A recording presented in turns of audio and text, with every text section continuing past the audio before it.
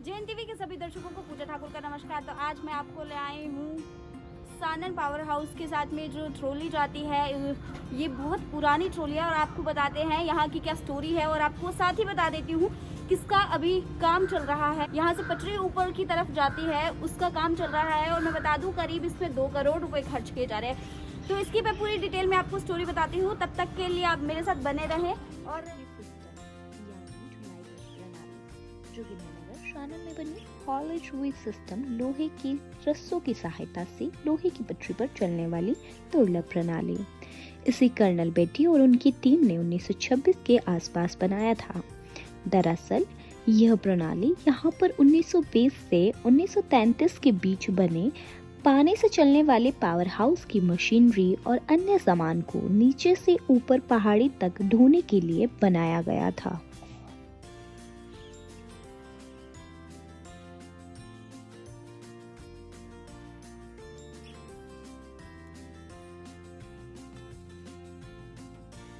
हिमाचल प्रदेश की जोगिंद्रनगर तहसील के सानन से चलकर ब्रोट नामक ऊंची पहाड़ी स्थान पर बनी हॉलेज हुई सिस्टम या प्रणाली यानी लोहे के रस्सों की सहायता से पटरियों पर चलने वाला ट्रॉली सिस्टम संभवतः दुनिया का एकमात्र सिस्टम है जो कि कर्नल बेटी और उनकी टीम ने 1926 में बनाया था।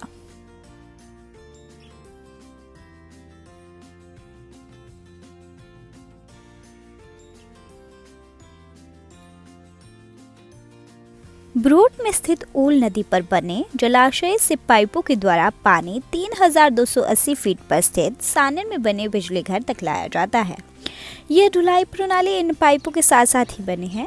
इस पाइप प्रणालियों में वहन क्षमता 15-10-5 टन है। अधिक भार होने पर गति कम हो जाती है। ट्रॉली के ड्राइवर के हाथ में तांबे की एक लंबी छड़ होती है। पटरी के साथ साथ खंभों पर बिजली तार लगे हैं। अगर ड्राइवर को बीच में कहीं ट्रॉली रोकनी पड़े तो वह उस तांबे की लंबी छड़ को खंभों से जाती बिजली की तारों को छू देता है, जिसके परिणाम स्वरूप ऊपर मोटर के नियंत्रण कक्ष में एक घंटी बजती है और मोटर चलाने वाला स्विच बंद कर देता है और ट्रॉली रुक जाती है। इसी तरह ट्रॉली को फिर चलाने के लिए वह फिर घंटी बजा देता है और बीच में एक स्टेशन आता है जहां आपको पहली ट्रॉली से उतरकर और फिर दूसरी ट्रॉली पर बैठ जाना होता है।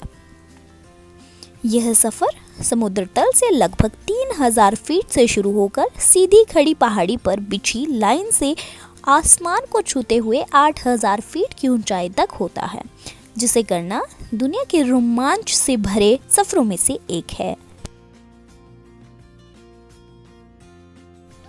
18 नंबर स्थान है अद्भुत। 4150 फीट की ऊंचाई पर स्थित बफर स्टॉप के बाद इस ढुलाई मार्ग प्रणाली में कई ठहराव स्थल है। अगला ठहराव स्थल ऑडिट जंक्शन है, जो कि 6000 फीट की ऊंचाई पर स्थित है। इस स्थान को 18 नंबर भी कहा जाता है। यह स्थान सानन से 1.5 किलोमीटर की दूरी पर है। बेंच कैंप आधार स्थल से 4 किलोमीटर की दूरी पर स्थित है। यह स्थल प्राकृतिक सौंदर्य से परिपूर्ण एवं अत्यंत रोमांचकपूर्ण है। यहाँ साल भर पर्यटक और रोमांचक पसंद पिकनिक करने आते हैं, साथ ही बर्फ का आनंद लेने आते हैं।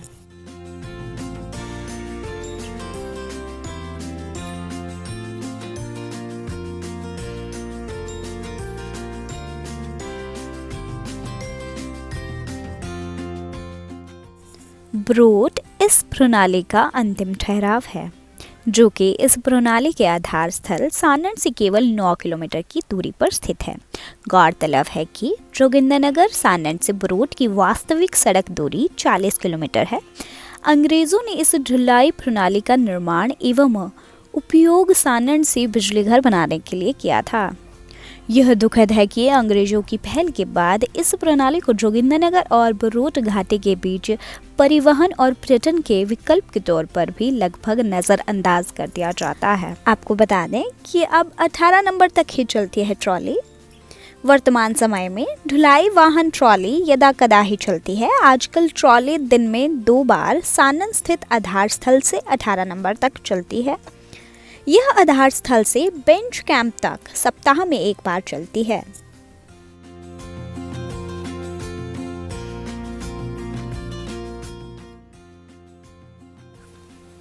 तो ये तो थी सानन में बनी हॉर्लिच वे सिस्टम लोहे की रस्सियों की सहायता से लोहे की पटरी पर चलने वाली दुर्लभ प्रणाली की कहानी, जो आप लोगों के साथ हमने शेयर की।